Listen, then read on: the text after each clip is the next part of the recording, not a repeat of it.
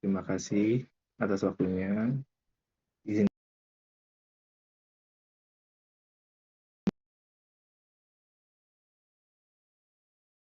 di Teknik Industri Angkatan 2025 dengan NIM 251.151.150.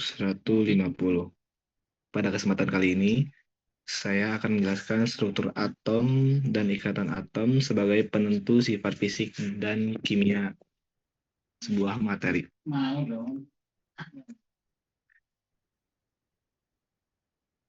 Lanjut ke materinya. Materi dalam semesta menunjukkan sifat beragam. Mengapa demikian? Mulai air yang melarutkan, berlian yang keras, hingga tambang penghantar listrik. Keragaman sifat ini berasal dari tingkat paling fundamental penyusun materi, yaitu struktur atom dan ikatan kimianya. Perbedaan fundamental ini menimbulkan pertanyaan dasar dalam ilmu kimia. Mengapa setiap materi tersusun dari karakteristik unik? Jawaban atas pertanyaan ini tidak terletak pada apa yang bisa kita lihat secara kasat mata, melainkan pada level paling dasar dari penyusun materi tersebut. Jenis ikatan yang terbentuk ini menimbulkan pertanyaan, apakah itu ikatan ionik, kovalen, atau logam secara langsung yang menentukan sifat-sifat suatu materi, seperti titik leleh, titik didih, kekerasan, dan daya hantar listriknya. Selain itu, ikatan kimia menentukan sifat kimia atau reaktivitas, yaitu kecenderungan untuk bereaksi dengan zat lain. Ya, pada kali ini kita akan membahas bagaimana elektrovalensi berperan dalam menentukan jenis ikatan atom yang terbentuk, lalu apa saja jenis-jenis ikatan kimia yang terbentuk sebagai hasil interaksi elektron valensi tersebut.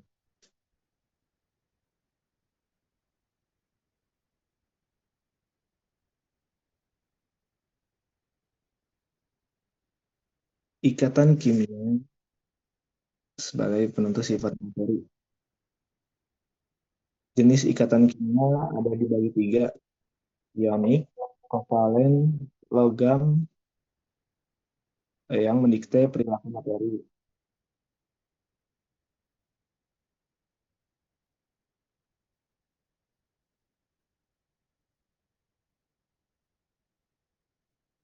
Yang pertama ada elektron valensi, kunci interaksi atom.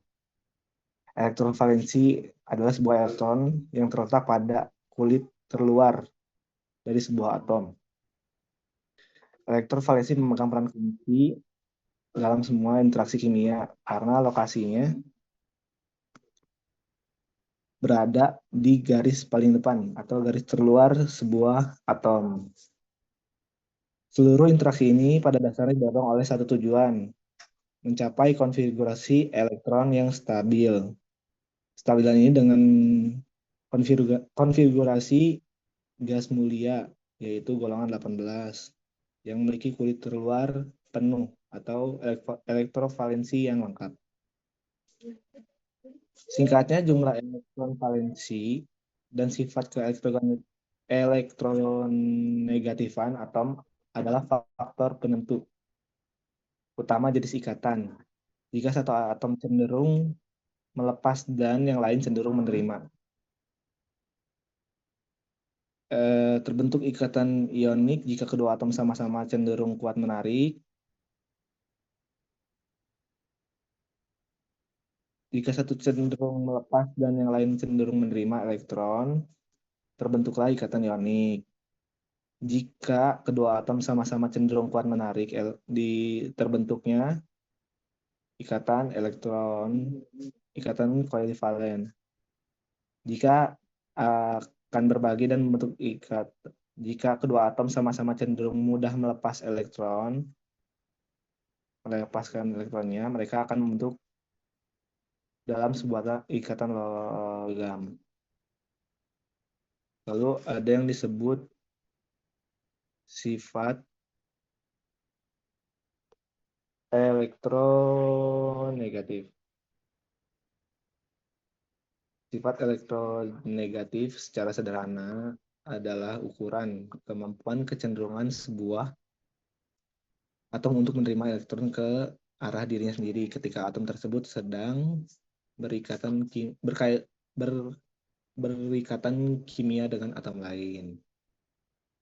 Logika sederhananya seperti bayangkan dua atom yang berikatan sebagai dua orang yang sedang tarik-menarik tambang sepasang elektron. Keelektronegatifan adalah ukuran kekuatan masing-masing orang dalam menarik tali elektron tersebut. Atom dengan elektronegatifan tinggi seperti oksigen, klorin, fluorin dengan penarik yang sangat kuat dan atom dengan keelektronegatifan rendah seperti natrium, kalium, besi adalah penarik yang lemah.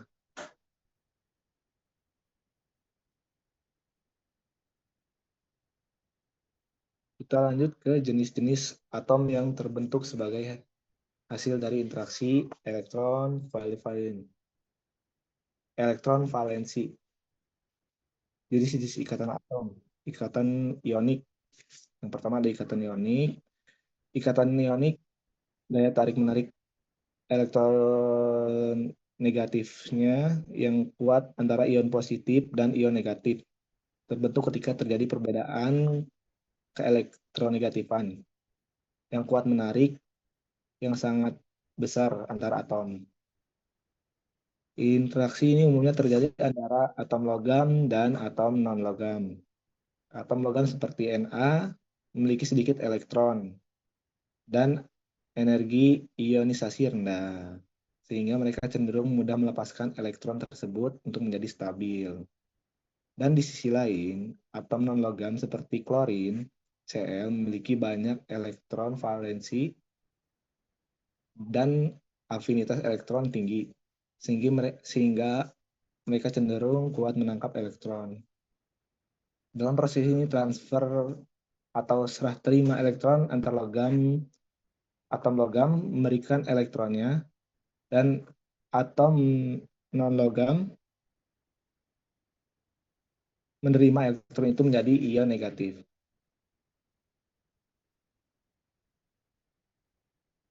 Selanjutnya ada ikatan kovalen. Ikatan kovalen yang terjadi ketika atom-atom berinteraksi memiliki elektronegatifan yang mirip sama-sama tinggi. Ini adalah ikatan khas terbentuk antara sesama atom non-logam, misalnya karbon, oksigen, atau hidrogen, karena tidak ada atom yang mau melepaskan elektronnya.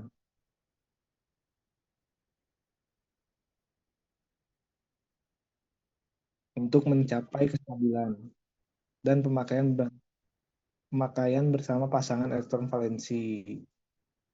Terus ada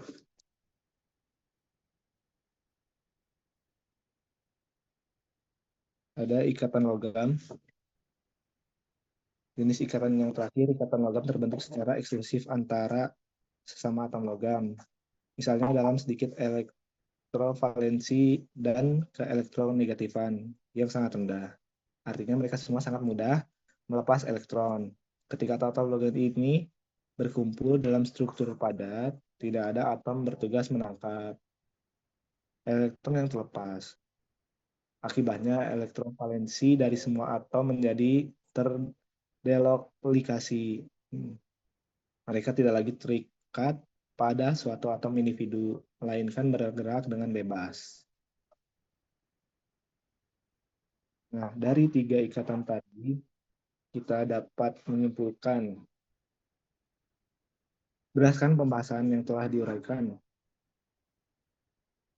bahwa elektrovalensi sebagai elektron di kulit terluar atom memegang peran fundamental atau peran yang sangat besar dalam menentukan jenis ikatan kimia demi mencapai konfigurasi stabil.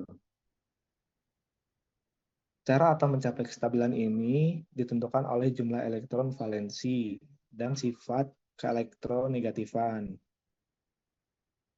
yang menghasilkan tiga jenis ikatan primer. Yang tadi yang kita sebut ada ikatan ionik, ikatan kovalen, ikatan logam. Dengan demikian terbukti bahwa konfigurasi elektron terluar dan sifat keelektronegatifan adalah faktor penentu utama yang mendikte apakah atom akan membentuk ikatan ionik, bivalen, atau logam. Mungkin presentasi dari saya cukup sekian. Mohon maaf bila ada kekurangan. Terima kasih atas perhatiannya. Jika ada yang ingin ditanyakan, bisa ditulis di kolom komentar di bawah ini. Sekian dari saya, Muhammad Ardian Syah. Billahi taufiq wal hidayah. Wassalamualaikum warahmatullahi wabarakatuh.